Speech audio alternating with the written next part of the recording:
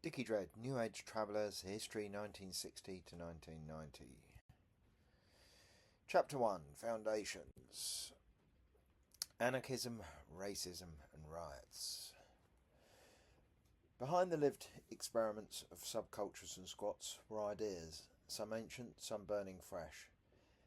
Anarchism had long roots. During the English Civil War, the collapse of royal authority allowed radical ideas, many foreshadowing anarchist principles, to surface. Early militias were locally raised, informal forces made up of commoners and dissenters, often fighting less for Parliament than against tyranny and class oppression. These grassroots armies were a glimpse of decentralised power in action. In 1645, Parliament replaced them with the New Model Army, a centralised force that paradoxically became a hotbed of radicalism. Its ranks included the Levellers, radical religious groups, and soldiers elected agitators to represent their views. The Putney debates in 1647 saw demands for universal male suffrage, legal equality and constraints on authority, ideas that laid early foundation for libertarian and anarchist thought. Though the New Model Army began with egalitarian energy, it was soon reshaped into a tool of state control under Cromwell. For anarchists, this arc, from grassroots revolt to hierarchical repression, illustrates how revolutions can be hijacked when power is not decentralised. Still, military structures, collective resistance and bottom-up organising can briefly thrive, offering valuable lessons for future movements. Kropotkin wrote about mutual aid in the 1800s. Emma Goldman spoke of free love and defiance. Bakunin warned against all forms of domination. In 1930 Spain, anarchists ran entire regions without bosses or borders. And in Britain, as the post-war consensus crumbled, these old ideas found new homes in squats, zines, backrooms and banners. The Battle of Cable Street, fought on the 4th of October 1936 in East London, was a pivotal anti-fascist uprising. Tens of thousands of locals, including Jewish residents, Irish dockers, communists, anarchists and trade unionists, joined forces to block a march by Oswald Molesley's British Union of Fascists. With a chants like "They shall not pass," the crowd built barricades and clashed violently with both fascists and the police, who were attempting to force the march through. The protest succeeded in halting the black shirts, marking a powerful moment on the grassroots resistance and a lasting symbol of working class solidarity against racism and authoritarianism. The 1970s saw the rise of groups like the Angry Brigade, a London-based collective that firebombed embassies and government offices to protect against capitalism, war and patriarchy. Their communiques mixed poetry and rage. They lived communally, loved freely and evaded the law, until they didn't. Their arrests were sensational, their trial historic, but the ripples spread far. Most squatters weren't blowing things up.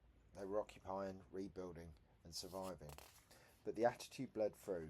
No leaders, no landlords, no bosses. You could see it in their clothes. DIY fashion mattered. Torn jackets, stitched slogans, hand-painted symbols. You wore your politics. Punks would later rip this wide open. The hippies had already started painting their lives onto their sleeves, quite literally. In the background, the state wasn't standing still. The Troubles had begun. In 1969, British troops were deployed to Northern Ireland. What started as peacekeeping turned into a military occupation. Catholic communities were raided. Protesters were beaten, shot, interned without trial.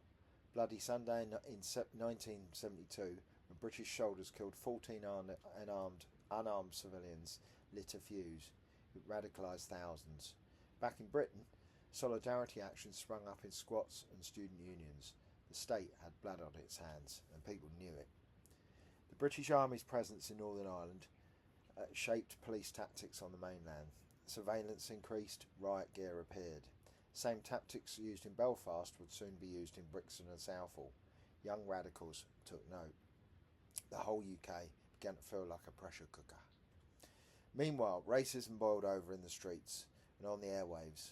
Enoch Powell's Rivers of Blood speech in 1968 wasn't a fringe outburst.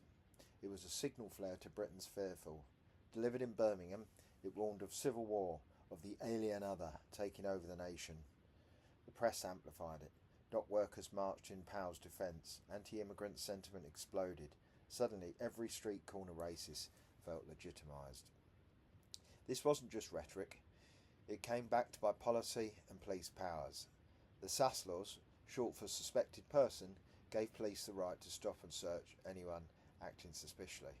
In practice, it meant young black men, especially in cities like London, Birmingham, Liverpool and Bristol. Entire estates were policed like war zones. Kids got stopped 5 times a day. Some were beaten.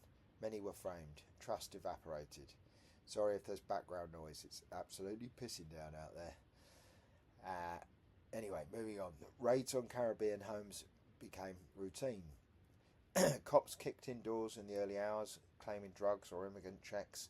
Families were dragged out in front of neighbours. Meanwhile, the National Front marched openly through black neighbourhoods, guarded by police lines shouting, "Britain for British!" The tabloids screamed about muggers, illegal immigrants, no-go zones. They painted whole communities threats. This is not in the book. Doesn't it remind you of what's going on now? Graffiti spread like rot. Packy go home. Keep Britain white. Schools became battlegrounds. White flight saw entire areas shift demographically in a few years. Educational segregation crept in, disguised as catchment areas and special units.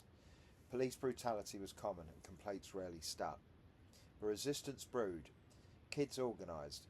Elders held community meetings. Musicians rode back.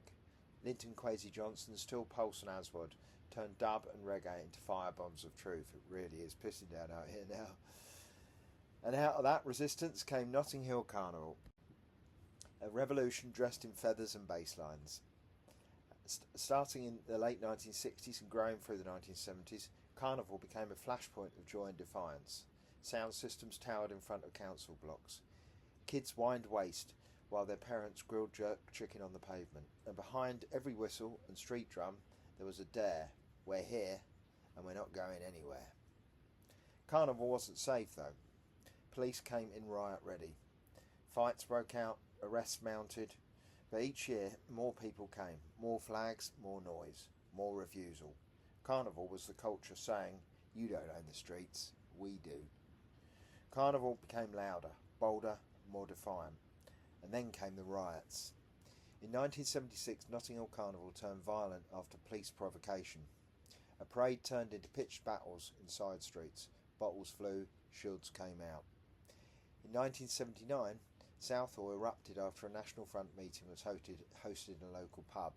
Anti-fascist protesters clashed with riot police. Blair Peach, a white teacher and anti-racist, was killed, likely by the police. In 1918, places like St Paul's, Bristol, tension burst again over a raid on a black cafe. The community fought back with bricks and fire. These were not isolated outbursts. They were uprisings, responses to years of neglect, abuse and state-sanctioned violence. The press called them riots. The street called them payback. The government called for calm. The kids called for justice.